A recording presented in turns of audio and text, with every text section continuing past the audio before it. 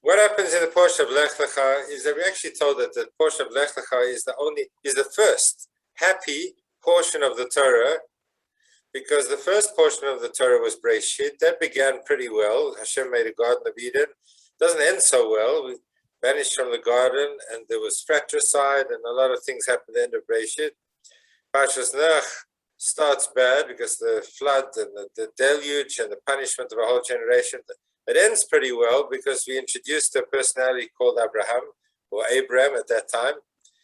But Lech Lecha begins and continues now a journey that is fulfilled and complete, not only in the beginning, but now it's a journey of wholeness.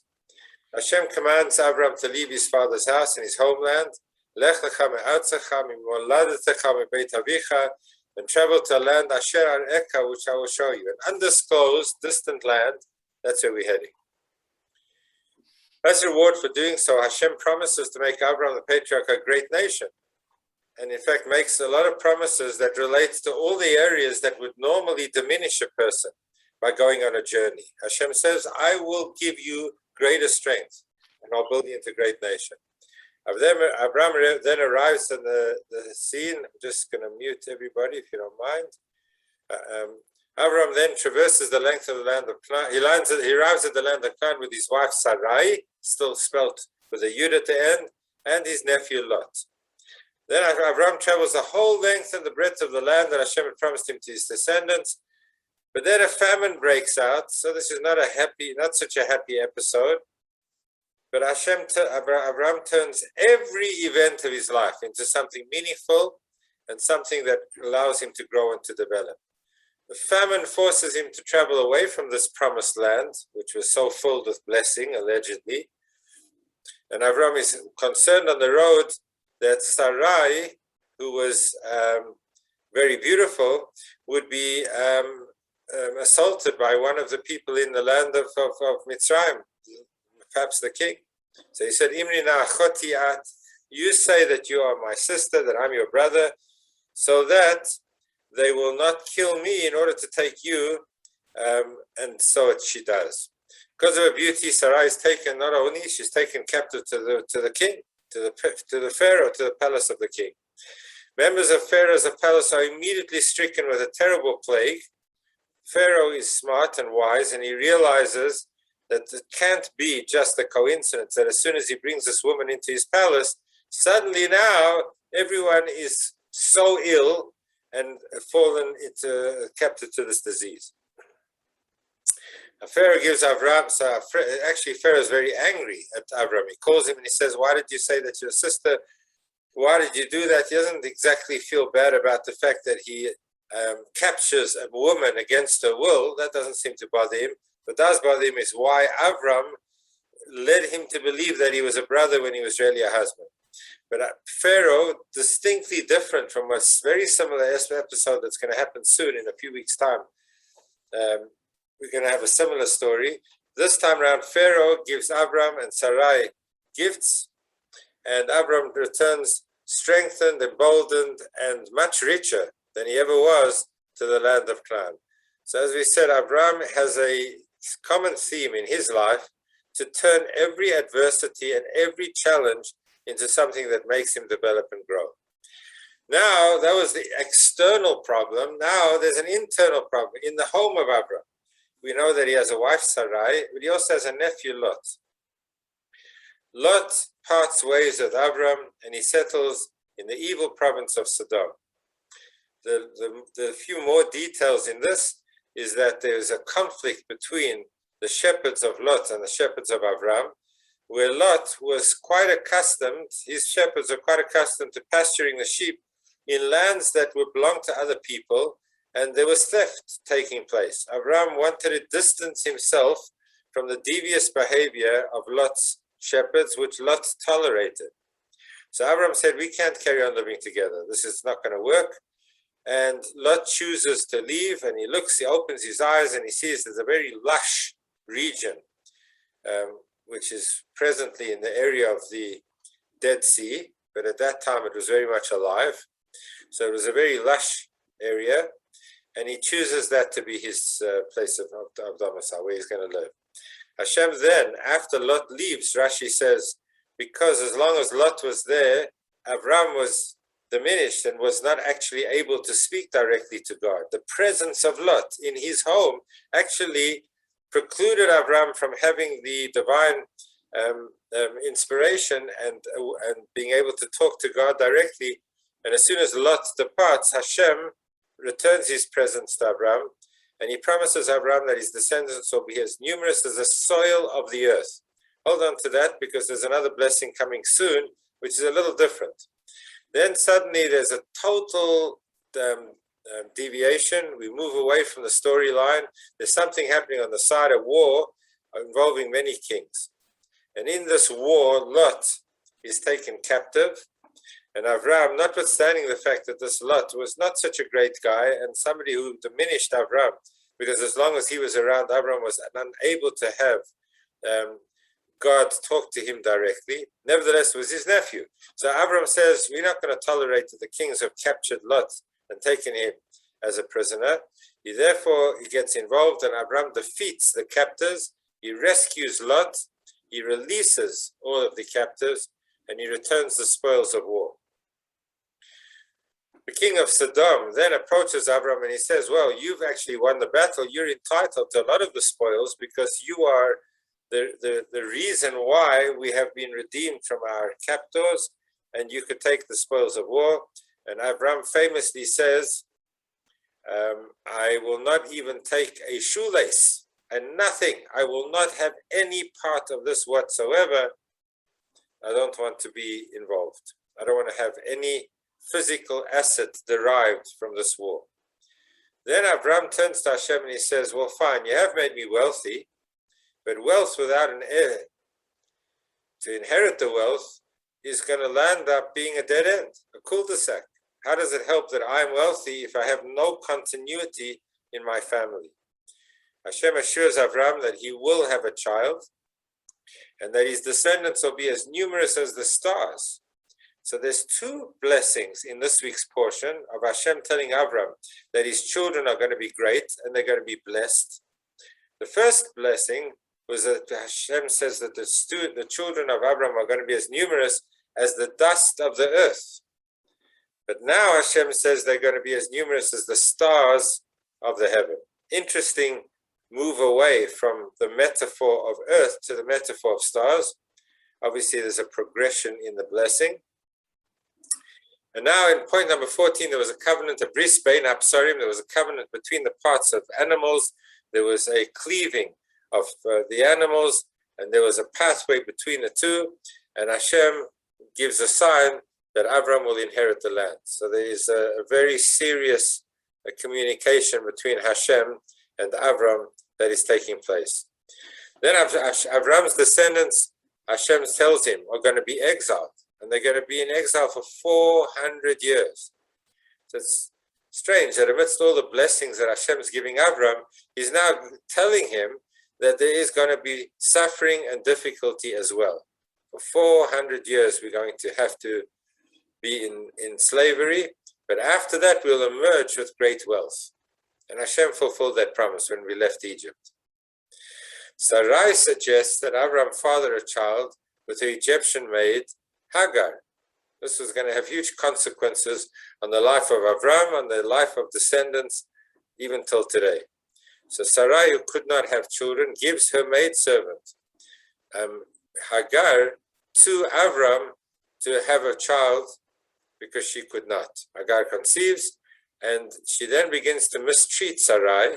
She's the wife that has a child. She has a continuity, and she tries to displace Sarai as a wife of Avram and to replace her with herself. So Sarai responds very strongly and Hagar flees. An angel tells Hagar that a son will become a great nation and Ishmael is born. Hashem added the letter, full stop. Now we go back to Avram. Hashem adds a letter to Avram's name, and it is in this week's portion that we have a personality who is known as Avram becoming Avraham, with an extra hey in it. And Hashem, the sign of Hashem's covenant is the bris at 8 days old, which would be the sign of the covenant on every Jewish male child that would be born in the future, but this was given as a mitzvah to Avram. Not only is Avram's name changed, but Sarai, which is spelled Sin, Resh, Yud, pronounced Sarai, is now changed and transformed into Sarah, with a hey at the end, and she too is being given a letter from Hashem's name and transformed in her strength and in her blessing. Hashem promises Avram that he will father another child, this time from Sarah. So we have both the promise for Yishmael and the promise that there'd be a child. At the age of 99 years old, Avram brised himself and Yishmael and the members of his household. So the household of Avram were all given a Brit Milah. So now we're going to go into some of the life messages that we can take from this whole long episode that we're talking about. Let's see how many of them we can make relevant to our own lives. So it's this week that Avram actually discovers monotheism and that there is a God. So for us, it seems incredible to believe that human beings thought that they could serve wood and trees and idols, but that was the rage of the day. People used any item to try and represent some kind of spiritual power of the world. So Hashem speaks to Avram because Avram would go around saying, can it be that the world has no master? It's impossible. How could this world not have been ordered by a divine supernatural power? So Hashem responded to the question of Avram, and he said, I am the owner. I am the master of the world. And that's when a human being met God. After 20 generations since Adam came into the world, and many, many generations of decadence and the detachment from spirituality, there was a quest of Avram to find the truth. And he did find the truth. He found that this world, the Midrash says that he thought perhaps it's the sun, because the sun was shining so brightly, but then the nighttime came and he saw that the sun was replaced by the moon. So could it be the moon? But the sun came, and so it was with all these strengths that he saw around him, he constantly saw that they were supplanted by another strength. Nothing seemed to endure. And therefore he said there had to be something that was of a power greater than all of these wonderful assets that were given to the world, and that there is a master of the universe. He discovers this master of the universe. Hashem now is talking to Avram. He gives him his instruction, Lech, Lecha, go, literally, it says, to you. The word Lech means to go, to walk. Or Lech in Hebrew means somebody who's walking. Lecha seems to be a double play on the word Lech. So in English, they often translate it in various chumashim, thou shalt surely go. Lech Lecha, double emphasis. You will go, you will go. But the literal translation of Lecha doesn't just mean to walk, might have similar letters. Lecha in Hebrew means to you.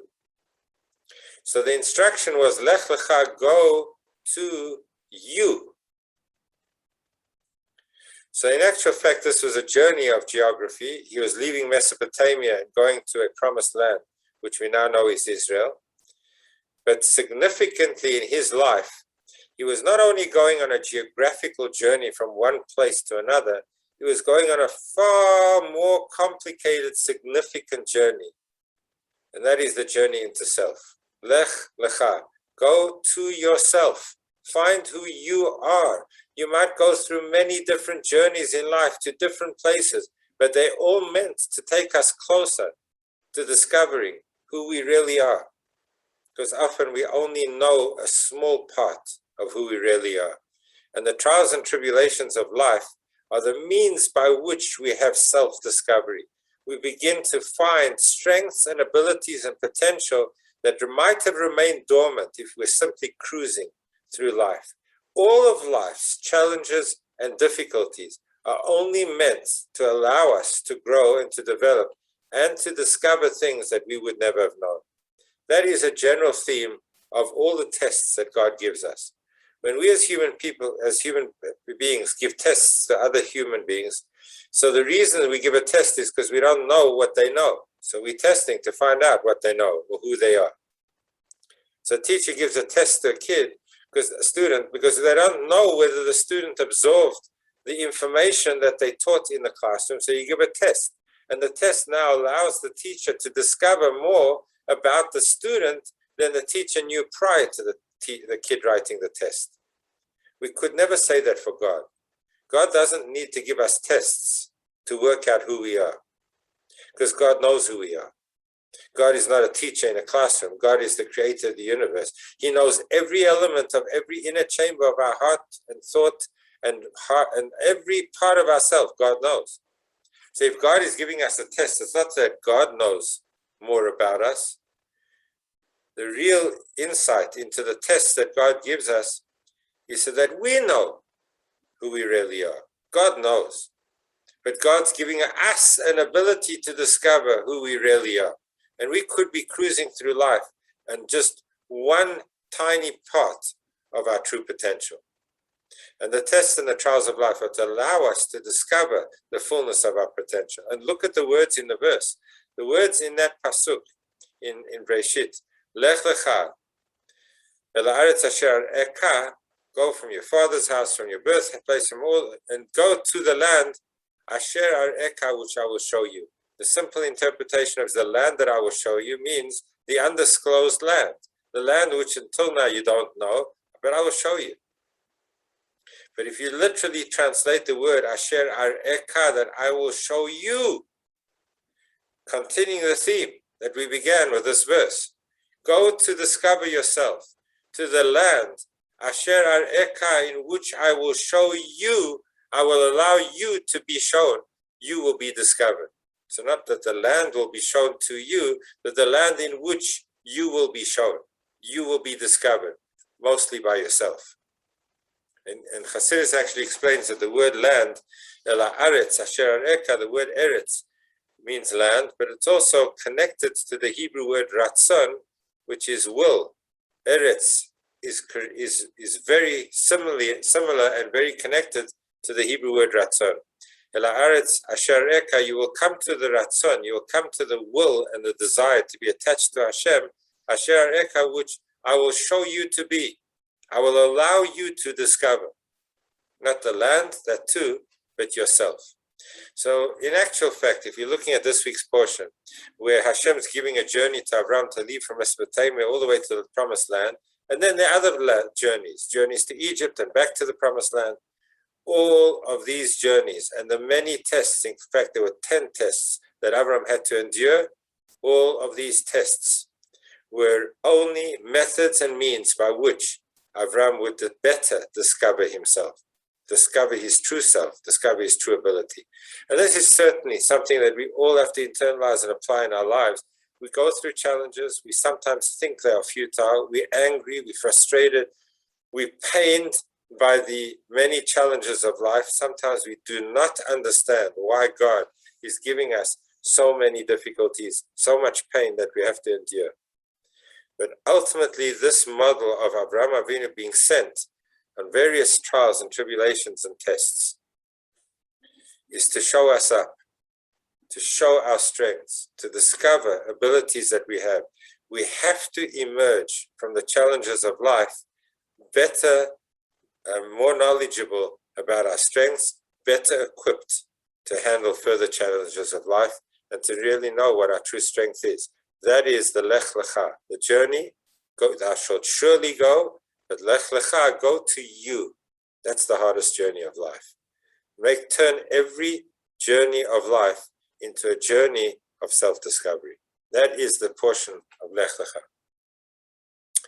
So the simple meaning of the words is Lech Lecha me'artzecha, from your land, mimoladetecha, from your birthplace, Beit Avicha, from your father's house, your land, your birthplace, and your father's house. So the Shalom Dov Ber, one of the Rebbes, says that this is the process of Birurim. By the decree of the divine providence, a person wanders from place to place where there are sparks of godliness and spirituality that have to be extracted by him. They are waiting to be redeemed. Hashem causes many circumstances that bring a person to many places where there is a personal mission in life that has to be acted out. So as the verse tells us, Hashem mitzadei geber kanenu, Hashem prepares the steps of a human being. He brings us to various places. And that is because we need to grow, and we also have an opportunity to impact on that environment. And there are, in the terminology of the mystics, there are sparks, nitzotzot kedusha, holy sparks that lie buried deep in the distant lands, in the situations of life, in the complications of work and business and the challenges of the world. And when we utilize those encounters to produce positive ends, we are able to redeem the sparks of holiness that are found within them. So if we're going into business and now we're involved with money and finance and the betrayal and all of the deceit and difficult things that we're going through, but all of those encounters, if we utilize what we gain from it for a positive end, our money is utilized to feed and to help those who are poor as well.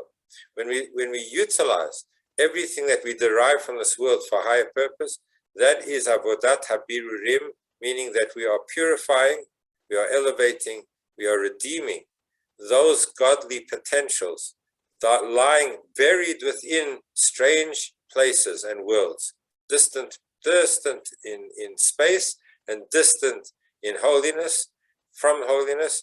When we encounter those situations and we are strong and we make the right choices and we are committed to Hashem's purpose, it is then that we are able to extract these sparks of holiness and to reconnect them to the flame of Hashem. That is the journey of life. So we've got two major purposes in our journeys of life. Self-discovery.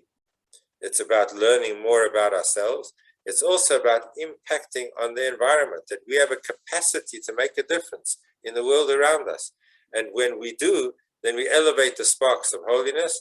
We touch souls, we touch other people, we meaningfully lift them and make a positive difference in their lives. That is how we have to see all of our journeys of life, from one place to another. Now, taking a look at the words that Hashem says, you will go.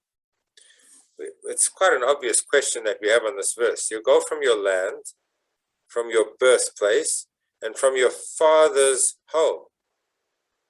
Now, the order is the exact opposite. You first leave your father's house, then you leave your birthplace, and then you leave the country, the land.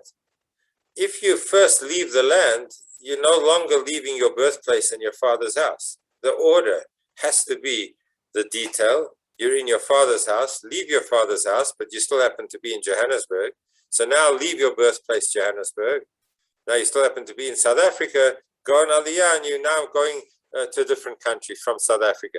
The order has to be home, and then city, and then country. And here the Torah is giving the instruction in the exact opposite order. Leave from your birthplace, from your land, your country, and then you will leave from your birthplace, and then you'll leave from your father's house. So there are a lot of interpretations into this strange order, but the mystical, the more spiritual interpretation is that there are a lot of deeper messages that lie within this world. As I already said, from your land, the word Eretz has a similarity and a connection to the word Ratzon, Eretz and Ratzon. We call it land, Sheratzata Lasot Ratzon Bala. It wanted to do the will of God. The earth was called Eretz. So from your land means go from your will. Eretz in Hebrew, the word for land, is related to the word Ratzon, which means will. From your birthplace means from your emotional and behavioral self, which is the product of a person's environment. And then from your father's house is even deeper into yourself, which is from your intellect, because your father's house, the father in Hasidic terminology refers to Av Va'em, which is Chochmah and Binah, which refers to the intellect, the inner self of a human being. Deeper and deeper into the inner self. If we turn it into psychological terms used today, so we have different things that affect our lives or that define our lives. we have our will, our desire. Those are the things that we are encountering the world around us with a desire for this and a desire for that.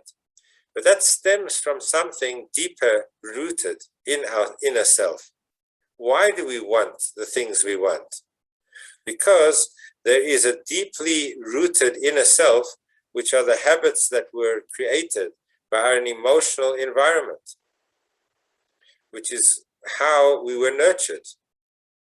We were nurtured in a certain way, and that brings us to want to have a ratzon. But even the nurture has an even deeper inner self.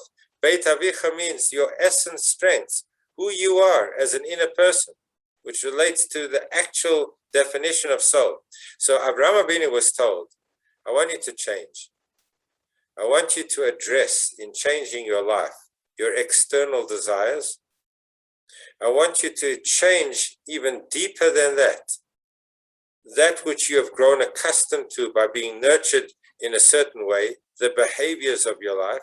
And there is behavioristic psychology that says that we are formed as people by how we are surrounded by events and the facts that surround our lives. That impacts on us and how we desire and what we want in this world.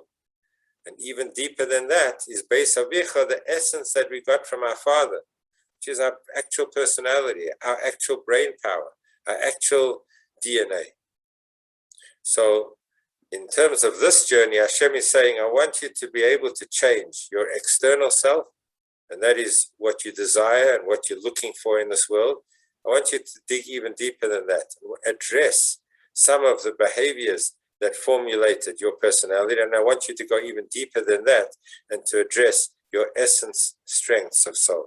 And that's why the order is in the reverse, because when it comes to changing ourself and changing all of the weaknesses of our lives, we first begin by changing the external. What are we wanting? And how are we limiting our negative desires? How are we in control of the desires of our world? But then it says, go deeper and address the behavior of your life, the habits of your life, the things formed by the environment's impact on you. But go even deeper than that and address your essence, strength of who you are, so that that too is part of the journey. So in actual fact, we are talking about the journey of self. And in the journey of self, we start with more external, and then we move to change and to develop those things closer and closer to the essence of our being. And that's why the order is in the strange form that it is.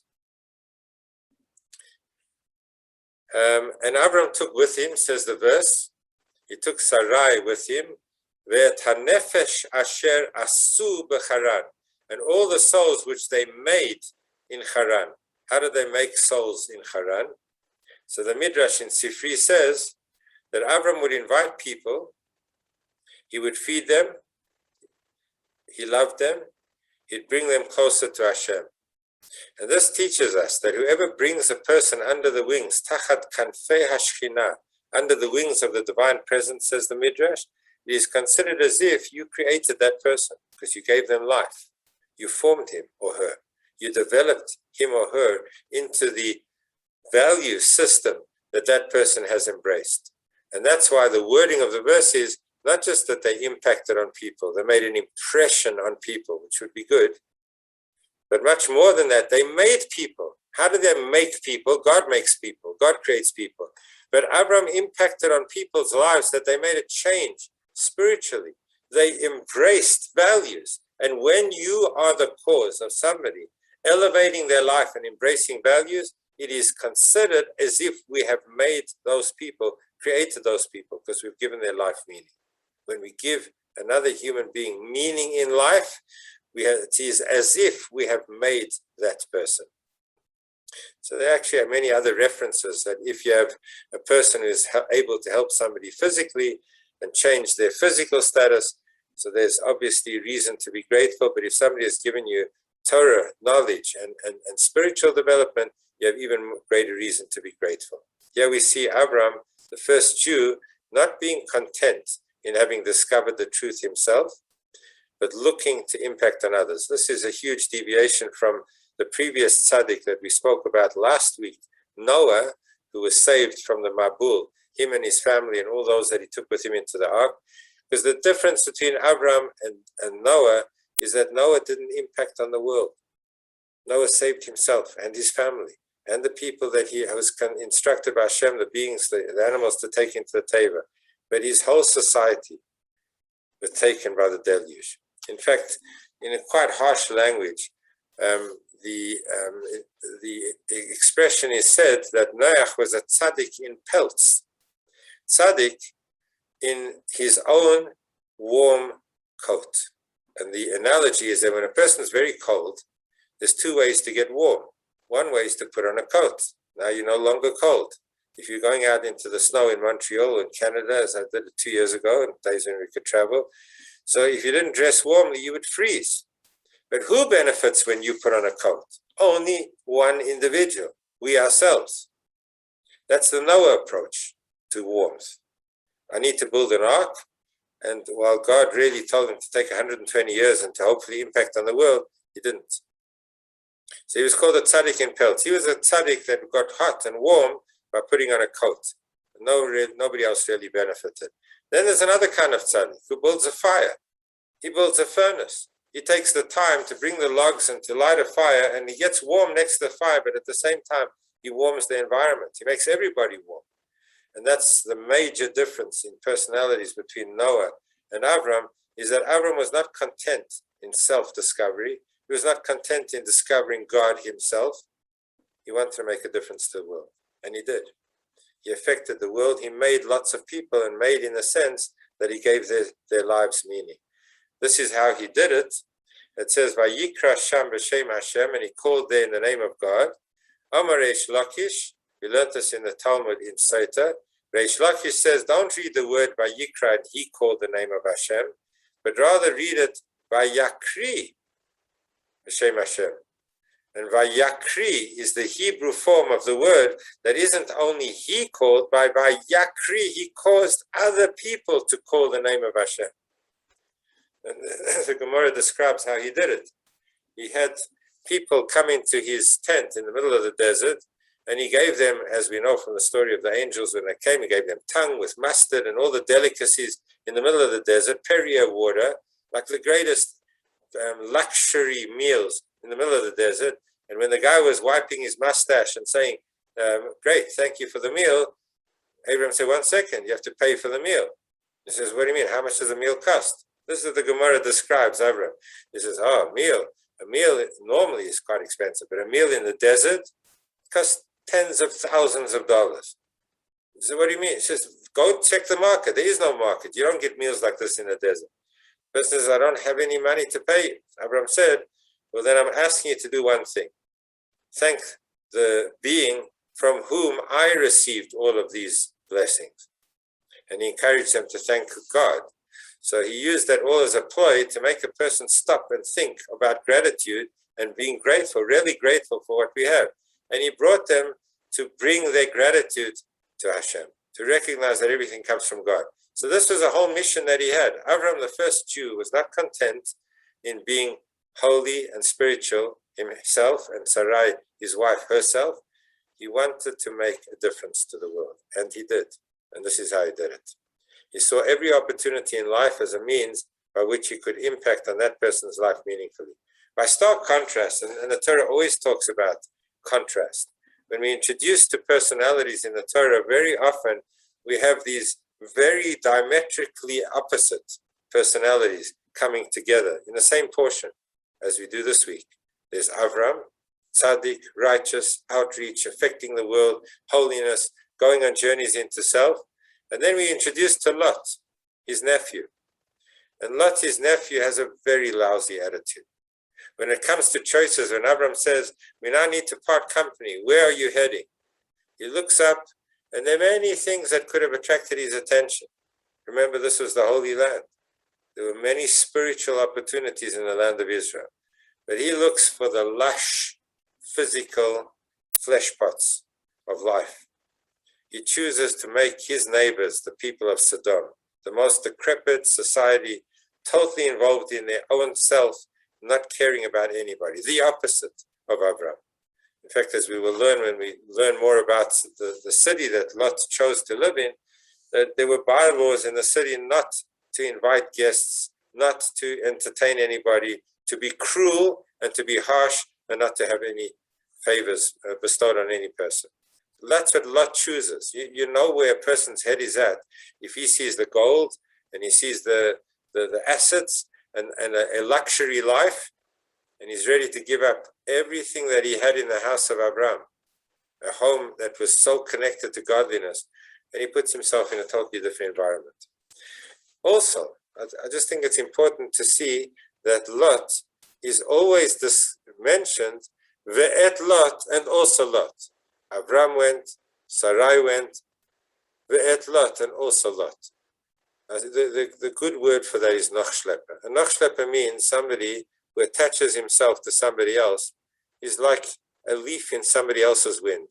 He is an attachment, an extraneous piece of matter in somebody else's world. He never ever impacted on the world personally. He was a passenger. He was a weight, dead weight, holding back Avram from speaking to God, causing Avram discomfort in this world, because he just hung on and he was able to have the benefit of Avram. And eventually was saved from the war. So we see the great, kind personality of Avram. That's what we introduced to. And in the same portion, the Torah gives us the pole opposite, the figure of Lot, a very sad person, a sad personality who was unable to reach potential at all. That's not his journey. He's not interested in the first place. We've already said that there were two blessings. The one blessing was that you'll be like the dust of the earth. The Midrash says, what is this metaphor that your progeny will be as numerous as the dust of the earth? The Midrash says a few things. Just like earth covers the world from one end of the world to the other, there is earth that covers all the distant parts of the world. Likewise, the Jewish people will be inhabitants across the world. The earth, second blessing, is made fertile only by water, and that's telling us that the relationship between the Jewish people and their success is that the earth needs water, which is Torah. When it does have that, earth turns into a major producer of food, of sustenance, of tremendous benefits to the world. So what might seem simple earth is actually a womb that is able to produce so much wealth. But it needs to be tended to, it needs Torah, it needs water. So that's why we use the earth metaphor. Thirdly, it erodes all metals, or almost all. Gold maybe survives, but it lasts forever. So you think it's nothing, it actually has the ability to endure longer than most things. And notwithstanding the fact that it's trodden upon, it survives and it remains, notwithstanding all of the challenges and pains of Galut. So that's what the Midrash says, is that your progeny will be like the dust of the earth. There's a tremendous strength in the earth, but it's not the Jewish people in our finest hour. Trodden upon the earth, which is seemingly lowly. It might have many redeeming elements, but it's lowly. Hashem also blesses us in a totally different way. He says, go out of, okay, let's talk about this. Maybe this is the most important slide that I can share with you.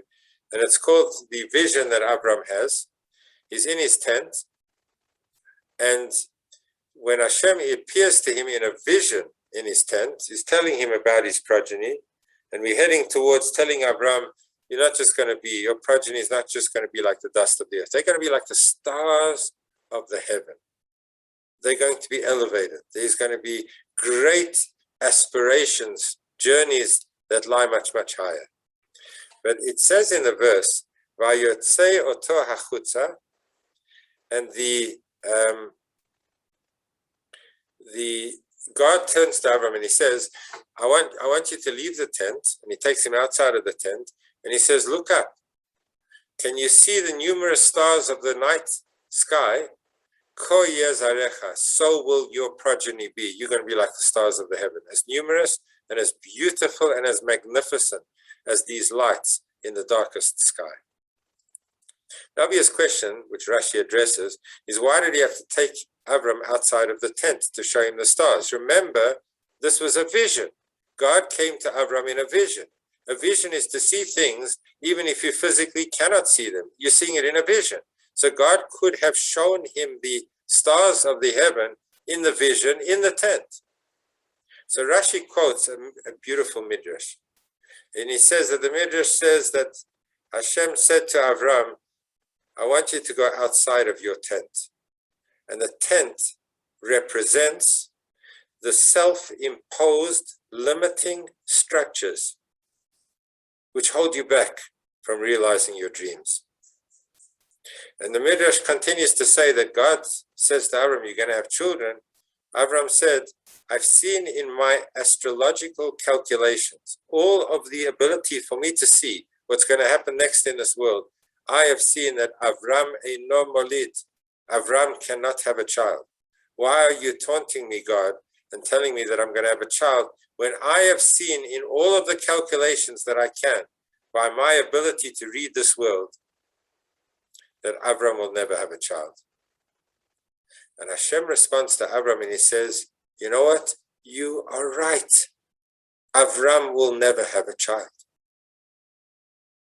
Avram is only a part of who you really are. Avram eino molid. Avraham, this new added letter that is being given to your name, which represents a godliness that has been implanted into your potential and ability, molid, will have a child. And therefore, taking him out of the tent, says the Midrash, is tzei mi'at stagninut shelcha. Go out of your calculations. Go out of your self-imposed limitations. Don't live in your tent. Your tent, your own self-constructed tent, is limiting how you see your potential. Go out of your tent. Lift your eyes to the heavens, way beyond any structures that you have created. Go out of how you define yourself, because it is true, by your definition of self, you won't have a child. But I'm telling you to define yourself differently. Define yourself with the extra letter of Hashem's name that is present in your name. You are not just Avram, you are Avraham. And if you have that added dimension of godliness in your life, you have a potential and a power that is way beyond your wildest dreams, way beyond any reading of yourself until now. And this is the most magnificent message to all of us. One of the most debilitating parts limiting parts of our journey into self is our own disbelief, our own lack of belief in our true potential. We look at ourselves and we say, what can I achieve? What can I accomplish? I think it was a limerick that went something like, he said 'twas a job that couldn't be done, and half-heartedly went right to it. He tried to do what couldn't be done, and by George, he couldn't do it. We can't do the things that we believe we cannot do. And that is the most limiting, debilitating element of our lives, is that we see ourselves so much less than our true potential. And particularly, it's not only that we are smarter than we think we are, and that we have talents more than numerous than we know, and that if we go through the journeys of life, we'll discover all of these inner strengths which Avram was discovering. But most significantly, which part of self is the most significant part of self-discovery, is that we have a part of godliness inside of ourselves. We are not limited to the physical world. We're not only earthbound, we're like the stars of the heaven. We have a part of Hashem that has been invested in us, that is a neshama.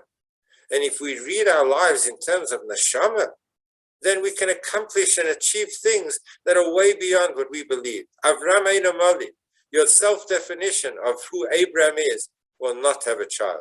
But Avraham, my definition of who you are, how I see you and how I want you to discover yourself, is you will have the child, which Avram did. This is the most beautiful midrash. I love this Rashi, because this is the Rashi that says that we could live our whole life in a little tent, in a tiny little structure that we make, believing that that is the extent of our life and our past potential and what we can achieve in life, and we can achieve so so much more. That brings us way to the end of the shir. The stars of the heaven are even in the darkness we shine. As the Rebbe says in Hayom Yom 2 days ago, not only do we shine in the night, but we give direction in the night. That's what the stars do. The many sailors on the oceans could read the night sky by looking at the stars. We have to be lights in the night, discover the light in ourselves, share it with things around us, impact on the world around us to have direction and meaning and purpose. When they are blundering and trying to find their way, we have a capacity to be lights in the heaven, to be lights in the night. That is the Lech, Lecha, the journey into self that is being challenged. Avram was being challenged, but Hashem is giving us the possibility of that challenge too. Thank you so much for joining. I really appreciate you being here. I don't know, let's just see if I can unmute you all, or you can unmute yourself.